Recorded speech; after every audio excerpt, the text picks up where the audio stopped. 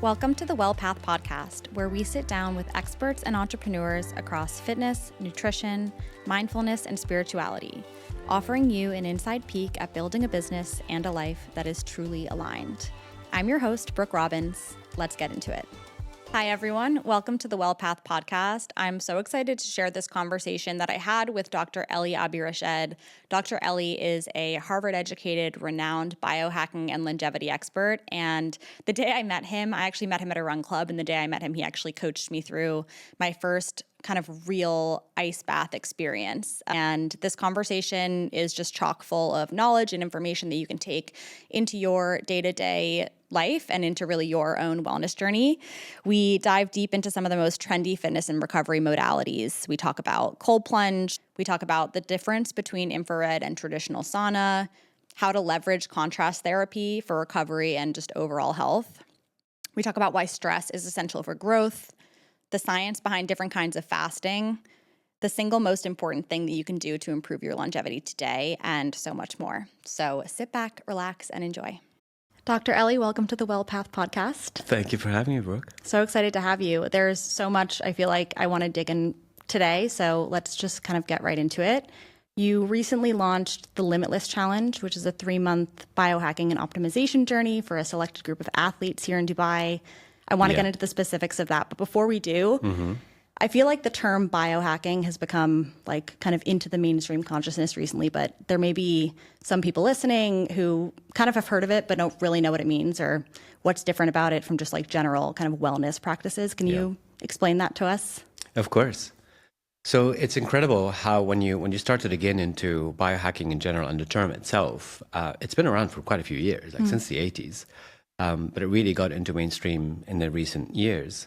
And it's just another fancy name of like understanding your environment inside and outside, how your environment around you impacts you in every way, and how what you put in your internal environment, your microbiome, your body, how you process things, it's all part of biohacking. Now, you can use technology to augment that. You could use techniques to kind of see what works for you, and it's all an experimental journey. So it's not like this is and that's final. Like it's a constant discovery of what works for you as we're constantly changing from every year to like even times of the year. Like in winter, you're a different person than you are in the summer, and the impact of your environment in the summer is different than the winter, the changes of temperature, this, that.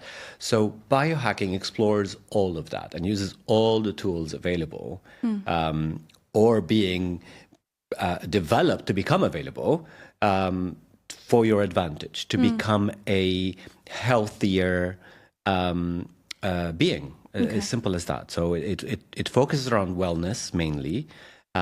It's not meant to make you superhuman in any way. It's meant just for you to be as healthy as you can possibly be. That's the whole concept around it. Super helpful. And circling back to the Limitless Challenge, for anyone who might not have heard about it yet, what is it? What's the intention behind it? Give us the 101. Well, I mean, I love, that's one of my favorite subjects. So the Limitless program started, I mean, it's been inspired by many things, but the whole idea behind it is I wanted to make sure that there's an inspirational output from people that are already what we consider high performance. You know, so they excel at the sports they are in.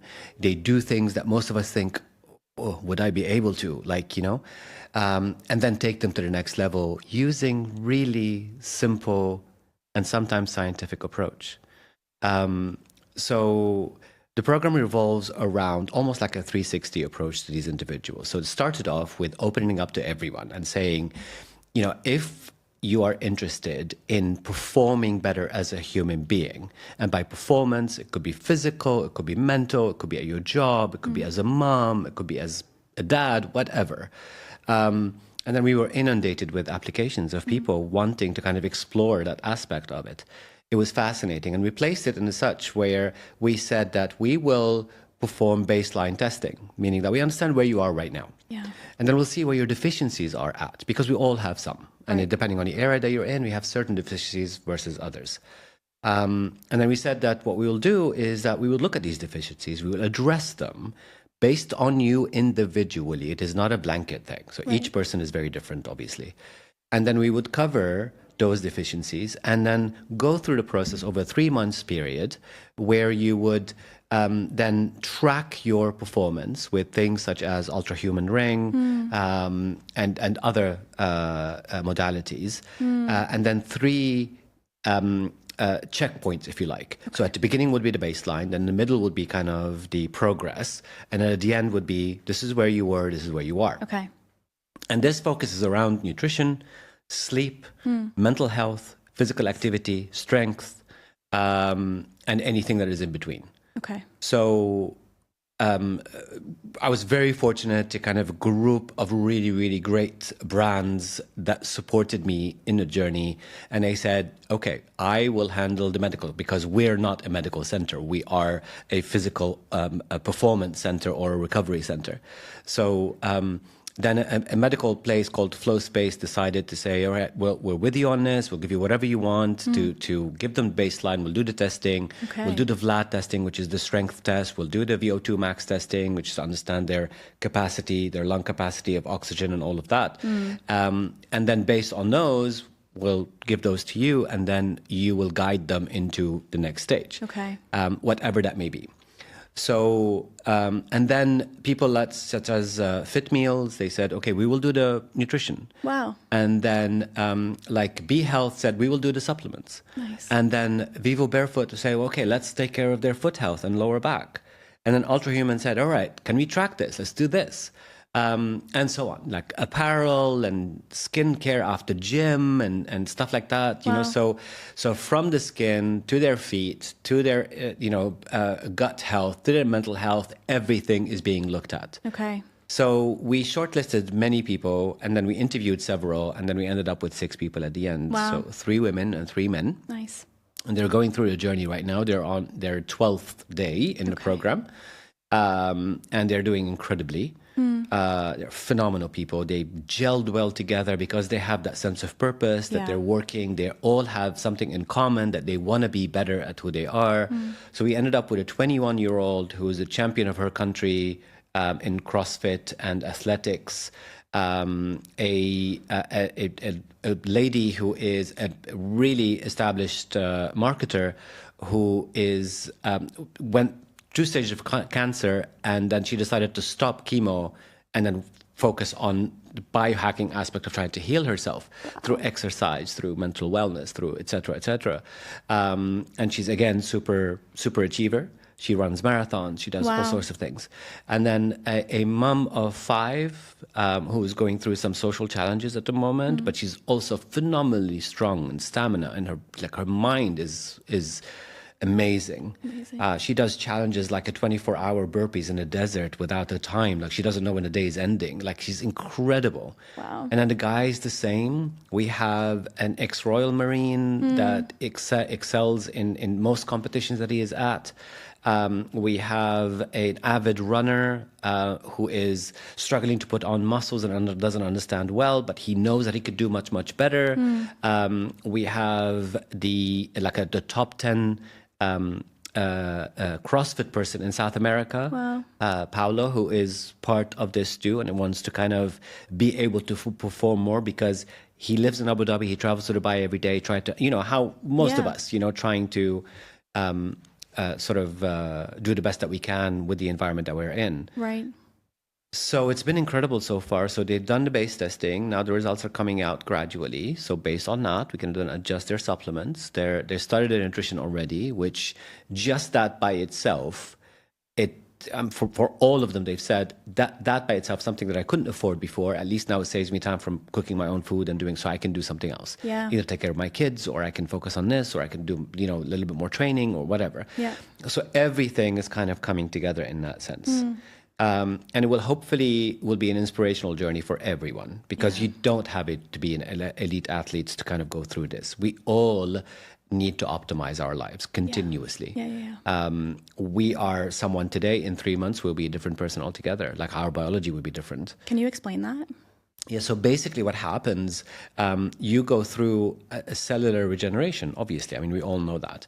And there is a period of time where within a year, you're completely regenerated. You're a different person. Within a year? Within a year. Really? You completely, every cell in your body is different. That's wild. Yeah. So you are not literally the same person that you were last year. So on a physical level. Yeah. I didn't know that. Yeah, it's incredible. So then, and then we can go on to all sorts of things like, you know, the sort of food that you put in this year actually contributes, which is the fuel for the regeneration. Right. So the fuel is poor, you end up with poorer cells. And that's why processed foods and stuff like that lead to, oh my God, so many things like, you know, hormonal imbalances, you know, hair loss, skin issues, gut issues, sight, everything, you know, muscle tone, all of that.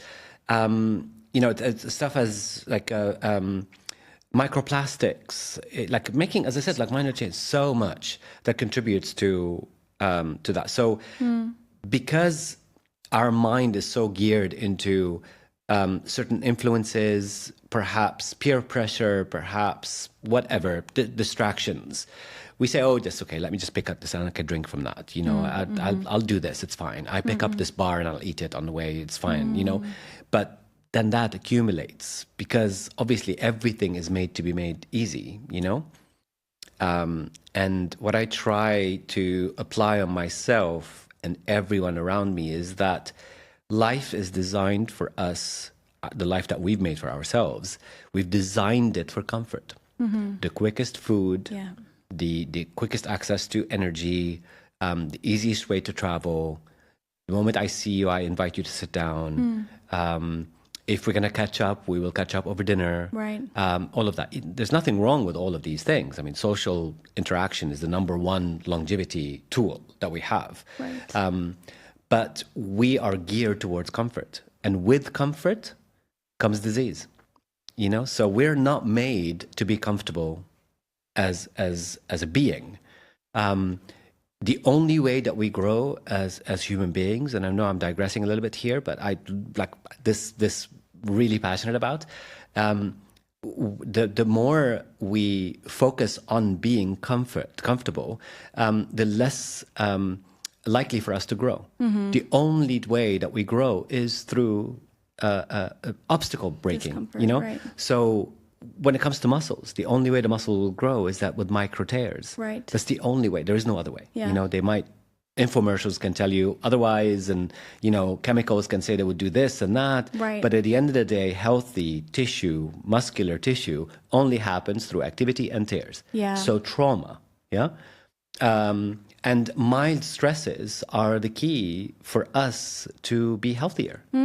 That's interesting. Yeah, right? So That's interesting. This is actually maybe potentially a quick sort of like segue, because there's one topic that I feel like is very hot right now, which is like cold plunge, sort of like ice bath, cold therapy. And I've seen online there's some kind of controversy, and I think the sort of naysayers, or the sort of position that they have is it's too stressful on your body. Yeah. It's not good for your body. You know, you're putting yourself under too much stress. You're not a polar bear, you know, like stop doing these polar plunges. Like, what's your take on sort of cold therapy? Is there any validity to that, or is that sort of a myth? So as human beings, we tend sometimes to take things to extremes. And then when you look online, you can't avoid clickbaits, right? So if something is popular and someone says that it's good for you, someone has to come up and say that it's not. So true. And if something is not popular, someone will have to say, but no, he's wrong. And, you know, so there's always that sort of movement. So obviously somewhere in the middle is always where I would go to, right? Yeah. And from personal experience, obviously.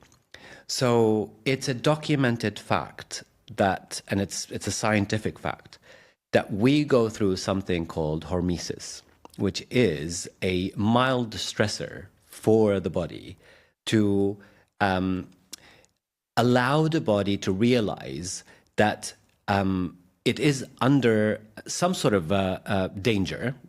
Danger is a big word, but there's something happening in the body. And then the body then kicks on its natural mechanism to try to keep it as optimal as possible. So that's, if you want to, it's a mini fight or flight type situation. And then when you are in a type of fight or flight situation, I mean, we all know adrenaline, our eyes widen, our ears become sharper, our mind becomes sharper, our muscles get ready to fight, everything. How does that happen?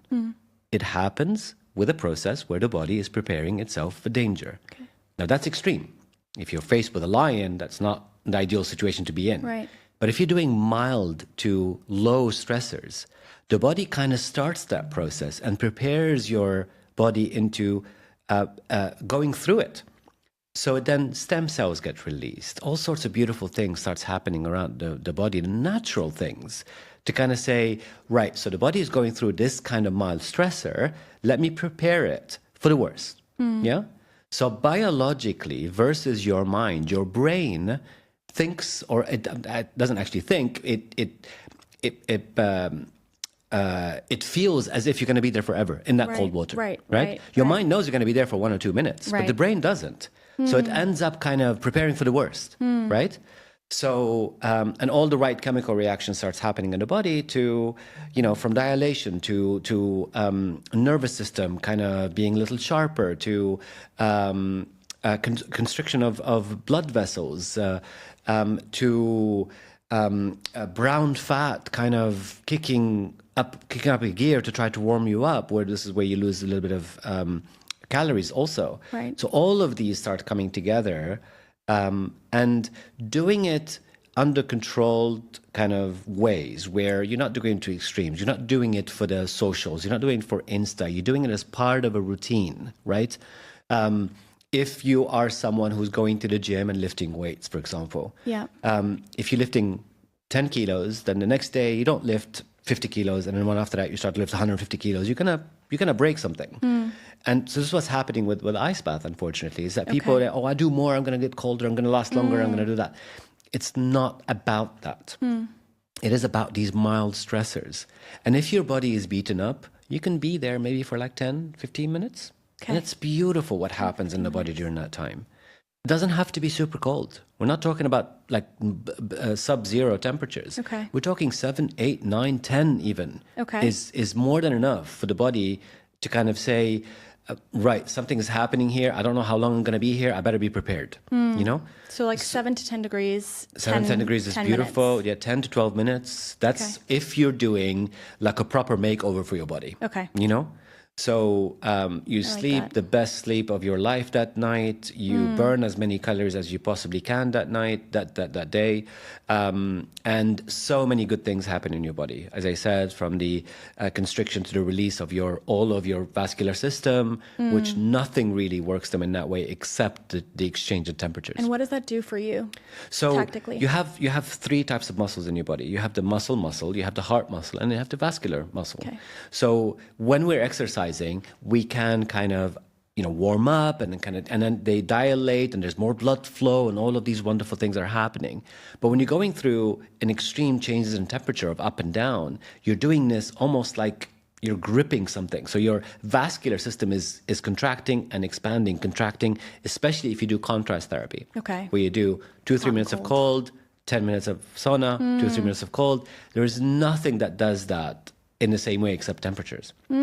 So it's about protocols, what your body needs, when it needs it. It's not something that you should overdo.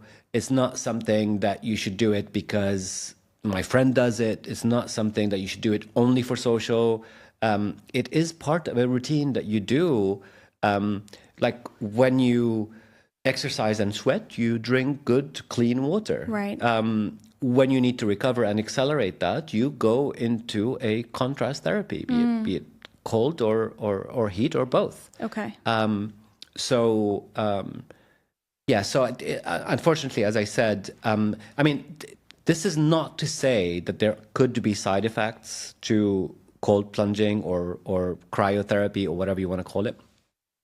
And there has been some recent studies, because it hasn't, if you really think about it, there hasn't been like some serious studies about the type of cold plunges that are popular these days, right? There's obviously lots of studies on cold therapy in general, because it's not new that, if you have a little bruise or something, someone will tell you put an ice pack on it, right? That's so true. Right? So it's micro. not, exactly. So this is not, it's well documented that you do that to reduce inflammation, to help to accelerate the healing. We've been doing it for God knows how long. Right.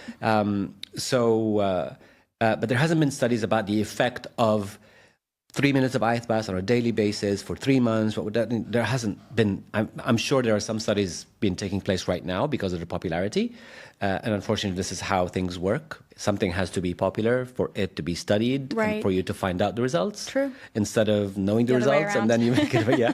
Yeah. So, but there has been some initial findings where it can make your nervous system a little lazy if you overdo it. Okay. Yeah. Interesting. Yeah. So that's not ideal, obviously. What's overdoing it? Is it like number of times per week? Number of times a week, 2 or 3 times a day, Okay.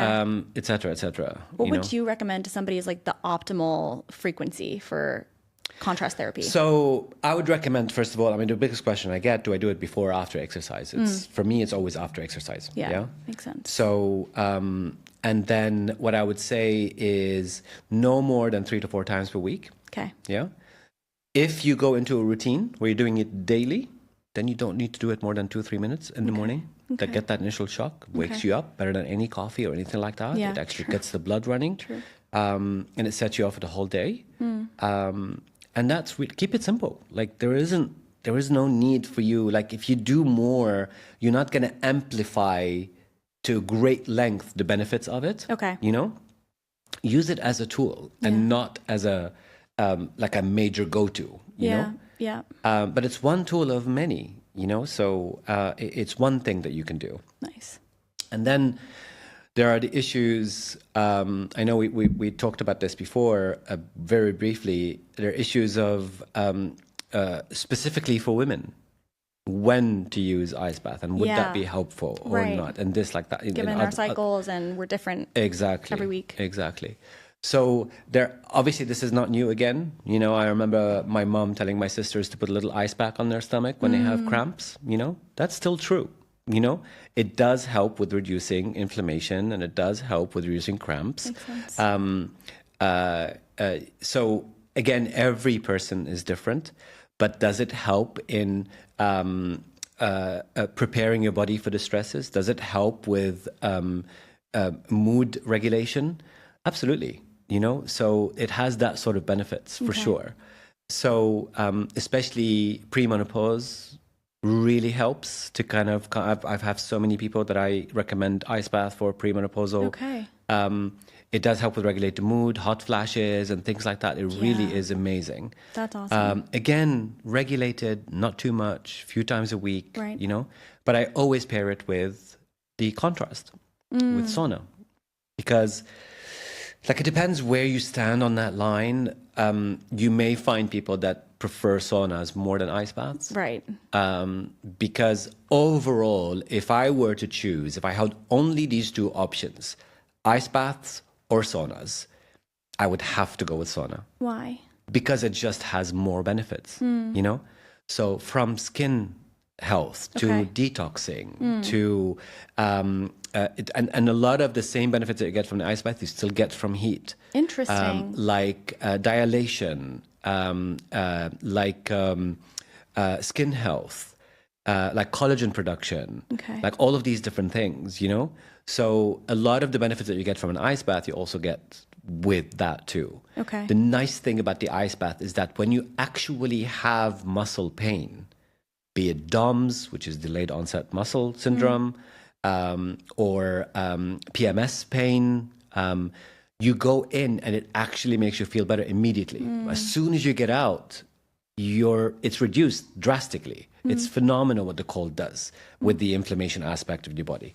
So the sauna works on a slightly longer period of time, but it covers a much wider benefit. Okay. So it does have weight loss benefits. It does have all of these other things, and not without side effects, by the way. Yeah. So people overdo it, dehydrate. If they have, and this applies to both, any contrast, any extreme, heart issues, blood pressure issues, nervous system issues. Should be regulated, should be really careful, and they should ask their doctor before they do anything like that, for sure. Okay. That's good. There are people that really shouldn't be doing this, but Yes, for the most part, general yes. healthy population, it's Yes, great. I would say 90% of us perhaps would have no problem doing either one of these, and it's also all of it is under moderation. Yeah, like the key here, and it's a key word also in biohacking. It's moderation. It's when we go to extremes. It's when we start seeing all the negative effects. Yeah. So it could be one of the healthiest thing that you could do, like oxygen, but it ends up having, these dire effects, That's if you take too much of it. Becomes Like, toxic, right? Exactly, so everything is in moderation. Like you have to put it as part of a larger plan and understand that your body needs this at this time and your metabolism needs this at that time. And before sleep, this happens. And again, it doesn't have to be complicated and a master plan and all of that. It's all about kind of having a proper mind-body connection, understanding what's going on, and sticking to the fundamentals, such as movement and exercise. We could talk about that later. Before we move on to that, though, I want to kind of quickly mention the different possible cold therapies and the difference between infrared and traditional saunas. Please. So as far as cold modalities, the most popular that perhaps we've seen on socials right now is the ice tub, which basically is just a water with a little bit of ice in it. The temperature is not 100% regulated. And the way it works is that because the ice floats to the top, the temperature at the top is different than at the bottom. So that's a slightly different experience. Plus and minuses, like everything else. If you haven't tried it, try it. No, there's no harm in doing that unless you have some of the issues that we talked about. And there are obviously things such as cold plunges, which are regulated temperatures. That means the whole thing is the same temperature. Right. And the water is being cooled all the time. So you could set the temperature that is comfortable for you and you could use that. And then obviously there are the cryotherapies that use nitrogen or electric now, which are, the next generation. So that uses nitrogen and it's a minus 160 degrees or so. Wow. You do it for shorter time. And it's very dry and all of that. So it has a slightly different experience around it. But are the benefits roughly the same? Benefits are roughly the same, yeah. It's just, I'm not a huge fan of nitrogen cryotherapy. It's just the impact on the environment, the size, the electricity, all of that, and you have to protect your fingers, your toes. Sometimes you have to wear like a little hoodie and protect your ears and like anything that would go into that. I mean, why? It's quite extreme. Yeah. I mean, it does it help with muscle pain, with recovery? 100%. Like it's incredible. But there are better ways. Right. There are easier ways, less impact on your body. Okay. And with saunas, obviously the two main ones is traditional one that you would use hot stones, you cold. Like a Finnish style. Exactly, like a Finnish style. Yeah. And then you have the infrared sauna, which is becoming a lot more popular these days. Yeah, I've heard of this recently. So they both have plus and minuses. They're generally the same plus and minuses. Okay. But when it comes to traditional sauna, obviously it uses a lot more power. It takes longer to warm up. It's not as convenient as the other one. However, the temperatures can be much higher than the infrared. Yeah. So you could reach 130, 140 degrees Celsius. Is that too much? For most people, it is, I believe. Okay. That's my opinion. Okay. So for most people that ask me about that, I say this is it's like going in the ice bath in the extreme. Okay. So it's not for everyone. Okay. I mean, there are people like Wim Hof and so many others that that spent hours in icy water, and there are people that train their bodies to do that. Our bodies are incredibly capable. But if we're talking about you and me, we want to be the healthiest that we can be. Yeah. We're not going to spend 3 hours in a frozen lake. Right. So yeah, it's true. Our bodies are incredibly capable, more than any of our wildest imaginations. But that's not what we're going for, right. For most of us. We don't build a career about being in the lake for 3 hours, right. Right. So, so I again, there's a lot that we can talk about that. So yes, it can be really too hot to be in a sauna if you're kind of leaving the temperature that high. Right. Infrared, however, does not have to heat that high because it heats you almost from the inside out. It's not. It sounds ominous, but it's not. Okay. But the heat is more sort of transferable to you rather than it's steamed water or the heat that is coming from the stone that is kind of passed on to you. And some of it actually puts moisture on you. So as far as I'm concerned, I always kind of prefer the infrared. Is again because of consumption, environmental impact, all of that, and they've come such a long way from consumption. And you don't need to have these extreme temperatures. So 75, 85 degrees is like more than enough. Celsius, we're talking. What is so I know with the traditional sauna, like the method of heating is it's like steam on the hot stones. Like how does the infrared sauna actually work? So it's waves. So infrared has, or the red and infrared, the invisible part of the red light spectrum, has several layers to it, and each wave works in a different way. Okay. So the infrared sauna basically emits infrared waves that generate heat. Okay. Yeah. So and with that, it helps you to, or all the moisture that you see in your body is coming from your body. Right. And it's not being put on you from the steam in the room. Right. Right. Makes sense. So from a detoxification perspective, that's obviously much better. Like I would rather have that coming from it. And this is really what you, especially with, heavy metals these days and all of the stuff that go into, I mean, this is how your pores get rid of it, right? It's the major sort of detoxifier of your body. Yeah. So that's, for me, is a plus for sure. And more or less, the rest of it kind of works the same. So there isn't sort of major differences except from the consumption, the moisture, perhaps the amount of heat, how which one is hotter, etc. But the rest is kind of the same, and the benefits are just incredible. I mean, they've done so many studies on saunas because obviously they've been popular a little bit longer than ice bath have, especially the modern ice bath, I should say. And like studies have shown, cardiovascular health, people that use it 7 to 10 times a week are less likely to go through any cardiac event than someone who uses it 3 or 4 times a week, for example. Interesting. Yeah. And what about like sauna versus steam? This is also a question that I've heard people ask, and I actually don't know. So is steam not as good because of the fact that you're not actually detoxifying your own sweat? I mean, you are sweating because it's hot, but in general, I'm not a favor of steam rooms. It's just whenever there is heat and moisture, there is possibility of all sorts of things taking place.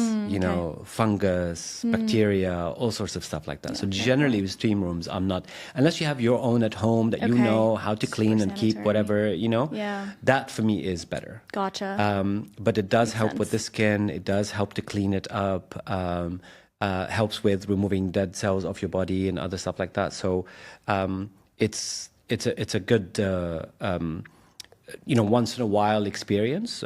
I'm definitely not against it, but I would, if I had the choice from all these, I would go with infrared sauna and a regular cold plunge. These are kind of my 2 go-to. Nice. Awesome. And with just circling back quickly to the Limitless Challenge, because I'm curious, like when we think about sort of the objectives, or I'm curious if you have like hypotheses around what the outcomes are going to be, are you using these types of modalities and you're sort of testing the baseline against that to see like what's the efficacy of things like cold plunge, or how is the challenge kind of working, and what are the sort of objectives or things that you're trying to either discover or show or to sort of improve within the participants? Yeah. So I'm very confident, the whole team and I are very confident that we will be able to help them perform better, sleep better, be less stressed, all of that by the end of this.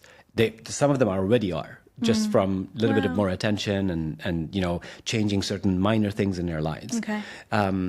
But Yes. So what the idea is that because of the baseline testing and what's happening later and what's happening after that, we'll be able to kind of charter their journey and understand what's happening with them and the changes to go through. Okay. And we have to always remember that each person is different. Yes. Like they all will have a different goal. One wants to lose a little bit of body fat. The other one wants to be faster at running. The other one wants to build a little bit more muscle, et cetera, et cetera. So whatever your goal is, and some people have more than one, obviously. Yeah. So we're going to work towards those and guide them through it. But at the same time, we'll be guiding them through other goals that everyone should have. Okay. You know, like muscle to fat ratio in your body, like things like that, right? Yeah. Actually, I'd love to dig into that because I feel like one thing I have felt very passionately about is like for everyday people, often like the metric that people look at is the number on the scale, right? It's like weight.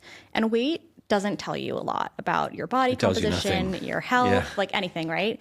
So if you were, you know, assuming that somebody had access to like any kind of testing that they wanted to do, and maybe this is sort of where the Limitless Challenge comes in, maybe they are doing this testing, but like what are sort of the things that people should actually be testing for as like the right metrics of their overall health and fitness? Right. So again, it depends from one person to the other, and it depends on your height, it depends on your age. It changes. But in general, you should understand the percentage of fat versus the percentage of muscle in your body, right? So these are perhaps the two most important metrics that you can start with. Why is it so important? Because with the presence of too much fat, you move less, you're more lethargic, you are, you know, you may suffer from some health conditions as a result, and so on and so forth. And obviously a lot of other documented stuff.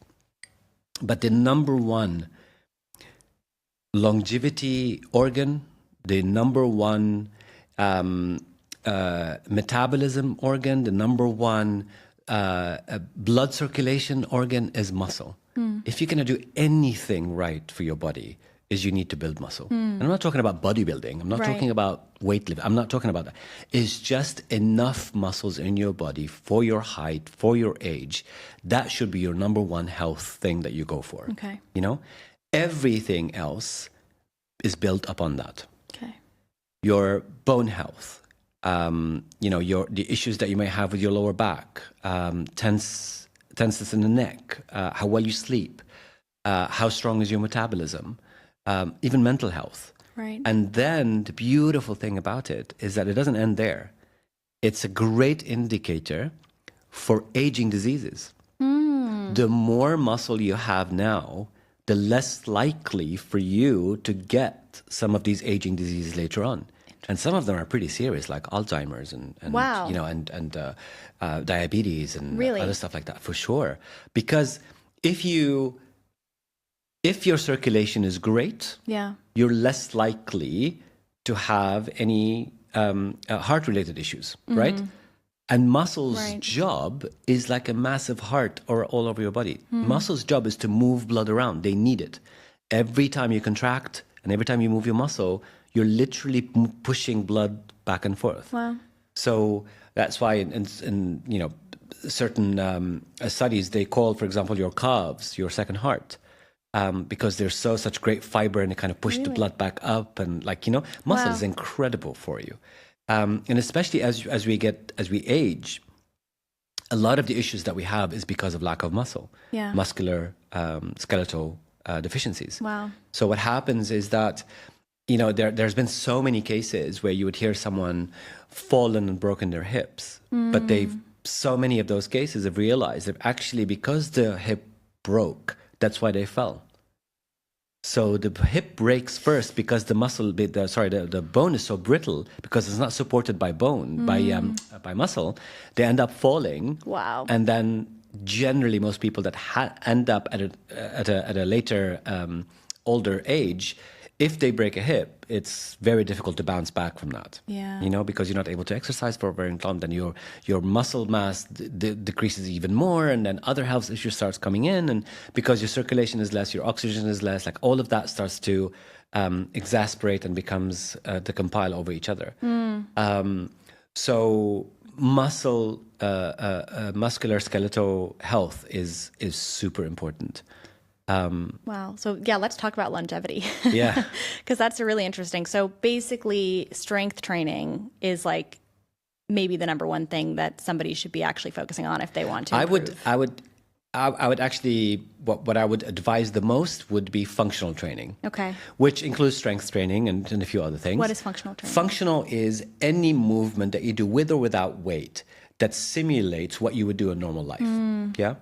Like squats is like sitting down and getting up. Right. You know, one leg exercise is like reaching for something. Yeah. You know, it's all of that, right? So that's functional training.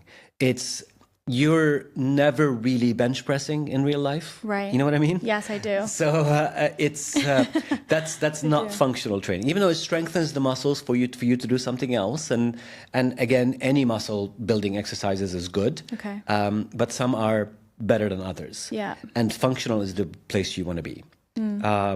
So as long as you're combining that with what you do, so a little bit of cardio, a little bit of functional, a little bit of strength training and weightlifting, you'll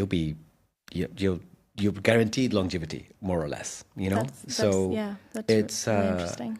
Yeah, there's the best thing you could do for your body is move. Okay. And these are, earlier we were talking about hormesis, and we talked about, you know, how ice baths contribute to that and saunas contribute to that because it changes the temperature, and our bodies communicate with temperature. Like they tell you exactly what's going on with you through temperature. Right. If you have inflammation, that area is generally a different temperature than other parts of your body, and so on.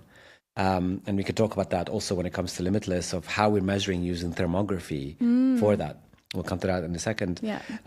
So another hormesis is HIIT exercises or working out. Okay. Because your body, you know, if you're running after an animal because you're a hunter, or, you know, as you know, where we come from as beings, we're hunter-gatherers. Right. It's that extreme stress of moving at an incredible speed, trying to, and then you slow down, and then maybe you see something else. So that sort of exercise where you're putting your body under mild stresses, sometimes they can be extreme for a short period of time, right. Is part of the hormesis process. So that it helps you to develop better metabolism and all of the other goodness that we discussed earlier. And the third one, while we're talking about it, is dieting and fasting. So fasting is a major aspect of the trilogy, as I call them, of hormesis. So that the contrast, the HIIT exercising, or just rigorous exercise. Okay. And then the third will be fasting. So our bodies were never designed to have incredible regular access to food, right? So the way, and studies have been showing this quite regularly, because when we lived in caves and when we hunted for our food and all of that, sometimes it could be days before you actually eat, you know? And then they found after the third or to the fourth day of fasting for human beings, and there are so many schools now around the world that recommend to do this like at least once a year and things like that, beside the intermittent fasting and all the other types of fasting that you can experience. They found that after the third to the fourth day, you actually become sharper as a human being. And is that 3 to 4 days of not eating at all? Not eating at all, just water. Yeah. And okay, I'm super curious about this. Yeah. Specifically around like men versus women's biology, because one thing that I've read, and it's interesting, this pairs with my personal experience, but I'm but one human being. So I'm curious to know like what your take is on this. I experimented with intermittent fasting in the past, didn't really work for me. And then when I started eating breakfast in the morning, it actually like was a lot better, both mentally, emotionally, and physically. I just saw better results. And I was curious about that. I kind of read, okay, there's sort of something around sort of hormones for women where it can also increase your cortisol to not be eating in the morning, especially if you're having coffee and all these things. What is your take on that? Does that make sense? It does affect the genders differently, for sure. And again, everything that we're talking about today is a massive generalization. So you have to understand we're all different, right. you know? our genes are different, our makeup is different, where we come from, the sort of food that we've had when we were children, like how active we are, all of that plays into it. Right. And the fact that intermittent fasting didn't work for you is not uncommon. There are quite a few people that just Doesn't work. It doesn't work for them. Yeah. Even though, like on socials and this and that, intermittent this and intermittent that. Yeah. Like, try to take everything like in your stride, and then see what's like what you did. Like, see what you did exactly. And this is what biohacking is all about. It's about experimenting of what works for you. That's interesting. You know, when you look at the body composition of man versus woman. Men generally, if they're fit, healthy, they do all the right things, they have right things, you know what I mean, for them. I do. They would have lesser body fat than a woman would have. Right. So how would you then say that no, intermittent fasting works exactly the same for both of these people? No, it's not true. Right. You know, so that metabolism is very different than this metabolism. Right. So to kind of put a blanket and say, yeah, it's good for in general, it has general benefits. And it depends what your goals are and how active you are and all of that. True. And when do you work out and when is your peak and all of that. So you kind of take into consideration all of these different things. And that's a rabbit hole that we can go down there for days. That's a great takeaway, though, which is like with everything, it's like take with a grain of salt because everybody's biology is different. Yeah. So there could be trends among general populations, but ultimately the premise is experiment on yourself, see what works, and then... Yeah. Same as we were talking about the ice bath earlier. You know, most of these things are clickbaits, like keto, this, that. You know, red meat is the best thing. No, red meat is terrible. Red meat's bad, yeah. You know? So again, like it's very difficult for me, like to conclusively say, like this is what everyone should be doing. Right. You know, perhaps when it comes to overeating, like I would say, no one should be doing that. You know what I mean? Yeah. Or picking one particular thing and doing it quite a bit. Like someone yesterday was telling me, I can't have it but have sugar. I have to have 2 or 3, candy bars per day.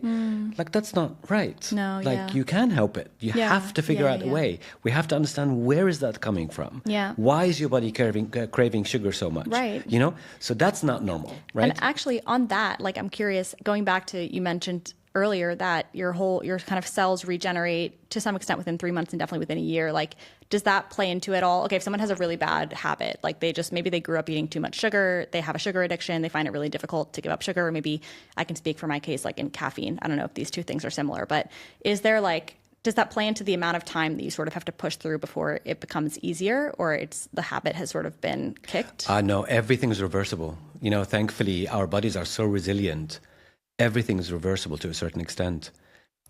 If you make changes to your life now, you will see major differences in 3 months' time. 3 months? Yeah. Wow. If you're able to make changes that work for your body, understand metrics, do your baseline, do your blood test, understand what's happening with your body now, and then make adjustments to fix that with the help of a professional, you will see major differences. And then what I love about that process, it's not a one thing that you fix because it's a building block. Right. You know, when your circulation is better, then your hormones are better regulated. Yeah. If they're better regulated, then you are in a better mood, less stress. Right. If you're less stressed, you sleep better. Yeah. And therefore, if you're sleeping better, your circulation is better. And like everything kind of works together.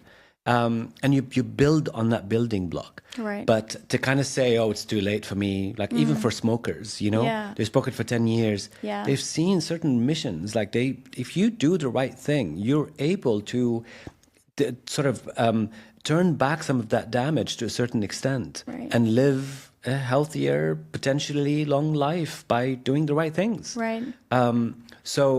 But it's easier for us as human beings say, oh, it's too late. I've been doing this for 10 years. Yeah. I might as well just continue. Yeah. You know?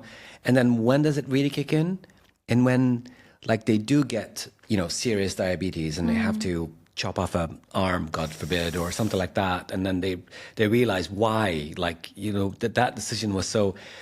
Again, we go into towards the path of least resistance, it's definitely harder for us. And addiction, again, is a whole other, so rabbit hole. It's an episode on its own. But it's all, as you work on the holistic you, everything starts falling into place. Totally. And it's a beautiful, beautiful thing. Like we are incredible miracles of nature. Like, there's so much that we can do to live healthier, better lives at our fingertips. And we constantly ignore them. And we ignore signals from our body too, like constantly saying to you, don't do this. Like, this is not good for your lower back. This is, your hip is not right. Why are you getting headaches? Like, but the stress is not great for you. Your skin is telling you something. Your eyes are telling you something. Like, So, no, it's definitely, there's hope for everyone at any stage, I believe. Yeah. I think something that you said just sort of gave me a light bulb, which is this concept of like the mind-body connection I find so fascinating. Yes. And I feel like with fitness, it's so, I heard a quote once that really stuck with me. It was something like, if you want to change your body, change your mind. If you want to change your mind, move your body. Yeah. And it's so true, because when I think about, sort of my own journey with like fitness and wellness and sort of getting into like what I would say, getting into like a state of wellness mentally and physically. It's like, I've always thought that it started from like the mental side. Okay. Like really like working on myself through different things. And then that sort of translates into fitness. But the truth is that it kind of really cuts both ways, because when you work out, it, like you said, there's all these mood boosting qualities to fitness and exercise. And so it really is like, the two go hand in hand. It's kind of hard to have one without the other. Yeah, no, absolutely. And people underestimate it, like a brisk walk. It's just a walk, Right. I'll do it tomorrow. No, it's not tomorrow, it's today. Right. Like, do it now and see the benefits of what happens. Right. And when you think of the miracle of actually walking, and the amount of people that don't have that, that don't have access to that or ability to do that or the time to even do it, how fortunate we are. Totally. And then all of it comes full circle. Everything comes together. So and true. just to think of the actual gait when we move, our movement gait, like the walking gait that we have, and the amount of muscles that are involved to get us to take 2 steps forward. Yeah. It's mind-blowing. It's mind-blowing. So we're incredible beings. Yeah. And all that your body is asking of you is put some good stuff in me. Yeah, right. Help me move a little bit more. Right. And just listen to what I'm telling you. Yeah. And then the other stuff that you could kind of do, and then you could achieve miracles with. Just see what humans have done, from extreme temperatures to incredible altitudes to depth to this to that, Right. So we're capable of so much, and we end up kind of being stuck in little situations where it seems the darkest and like there's no way, and no way I out. need to kind of inflict some more harm on myself, not consciously, but with the stuff that I do, instead of kind of continuously, because one of the things that I focus on in any biohacking journey is mindfulness. Is the ability to be grateful to what you have, no matter what you have. Right. To appreciate things around you, appreciate people around you. Right. And it may sound like a little bit out there, but like love as much as possible. Yeah. Just I find myself, like we all do, someone bothers you one way or another, rubs you the wrong way, and you end up these kind of negative emotions starts going their way, and I'm trying to think, this is it's not me, right? And I began to kind of became a lot better at catching it, and then turning it into something else. Yeah. And it's so That's nourishing beautiful. for yourself and for your soul and for your whole being. Yeah. So it's a complete package, from the physical movement of that amazing instrument that you have to the amazing instrument that is in your head, and kind of keeping that healthy, and they work hand in hand. Yeah. And again, the connection, but then also the energy between us, and then that constant taking things personally, It is most likely that you're thinking more about you right now than thinking about me or someone else. We're trained that way. Right. We are, as human beings, whenever we think that people must be having these thoughts about me, I can almost guarantee that any thoughts they're having is about themselves. Totally. But we're so obsessed of wondering what other people's thoughts are about us. Yeah. If they are about us, and what are they thinking of us, and this and that. Right. And I think that comes with maturity, not necessarily age, but with maturity with your feelings. Yeah. And the ability to kind of say, this is who we are, accepting it and kind of working towards it. Yeah. And doing something about it, most importantly. Yeah, it's like that's that why, journey of- breath work, a little just experiences with sound healing. And it doesn't have to be, balls or an extensive kind of elaborate experience. It's just could be your favorite tune. Yeah. Yeah. Music or sound in general is an incredible healer. It is. Scent is an incredible healer. Anything that has to do with our senses is an incredible healer. You have a pain and you put your hand on it, and all of a sudden, like, it feels as if it's been cradled, and Right. there's something about it. That's true. So That's true. Yeah, I actually experienced sound healing for the first time earlier this year, and it blew my mind. It was always one of these things. Yeah, I just didn't expect anything from it, Yeah. and it is true. I mean, it's really a great example where sound actually does have a vibration and a feeling Yeah. to it. And so when you're sort of laying there, there's all this stuff going around you. It's like quite a metaphysical experience. So, yeah. yeah, and none of us can deny that so much is happening around us. Yeah. From EMF waves to vibrations of sounds to light waves to all sorts of things that are interacting with us constantly all the time. Right. Hence why red light does so much good. Right. Yeah. Because it's another interaction with our environment, right? But again, as human beings, we go in very selfishly thinking it's going to solve everything, and you say, "Oh, what is this?" And adding the word healing to it gives it a lot more expectation, Right. But as I said, like you listen to your favorite tune in the morning, and you end up running a little bit faster, or Right. That's exercising so a little bit true. longer, and Yeah.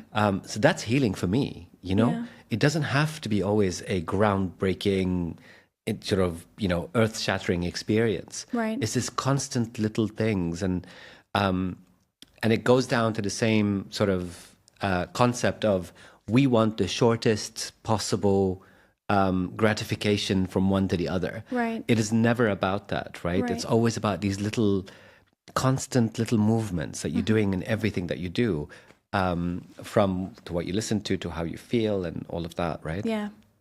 So, What kinds of are you incorporating mindfulness at all into, like, breath work, meditation, into the Limitless challenge? Is there anything there? Yes, yeah.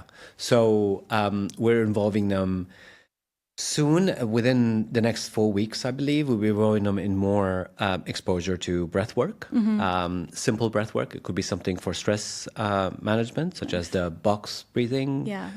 or some variation on the Wim Hof method, or Okay. any breathing, really. Because for me, like, following a particular method is not necessary. Breathing is very personal and one of the most basic things that we do, right? So it's autonomous. We can't control it. It happens by itself, all of that, And right? yet we can control it. It's so cool, right? Isn't it amazing? Yeah.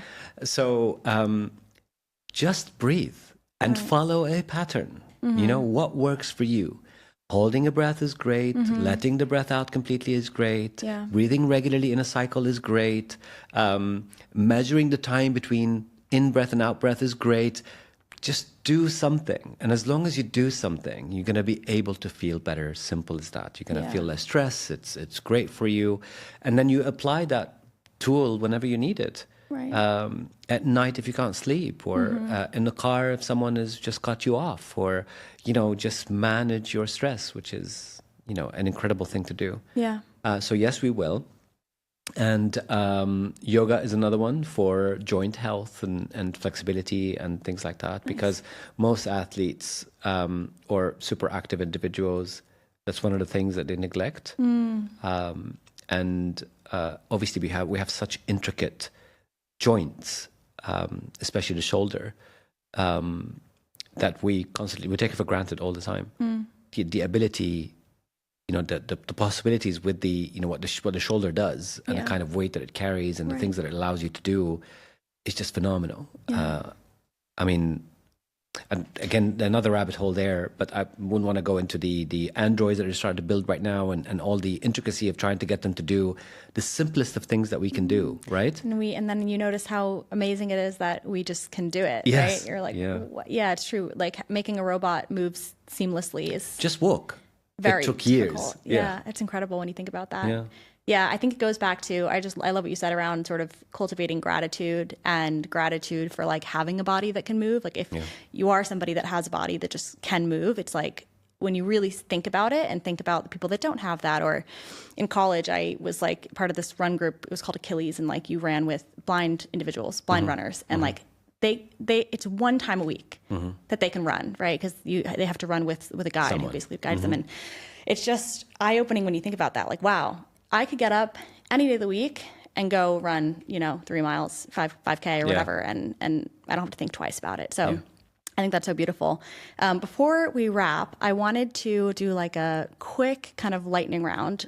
One thing that I'm curious about is if you could only recommend like one thing. So if people in the audience are like, they kind of want to get into more of their sort of wellness journey, they want to get into their fitness, they want to optimize their health. Like, what is the one non-negotiable that you would say, start this today if you're not doing it already?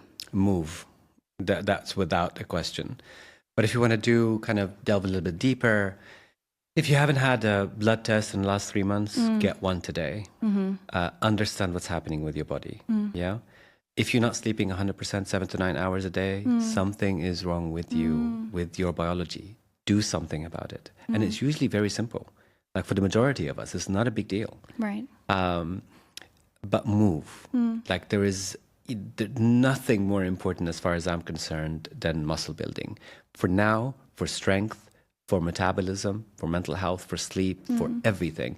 And then for later. Okay. So there is, as I said, like the number one longevity organ that we all have access to and really easy is muscle building. Move.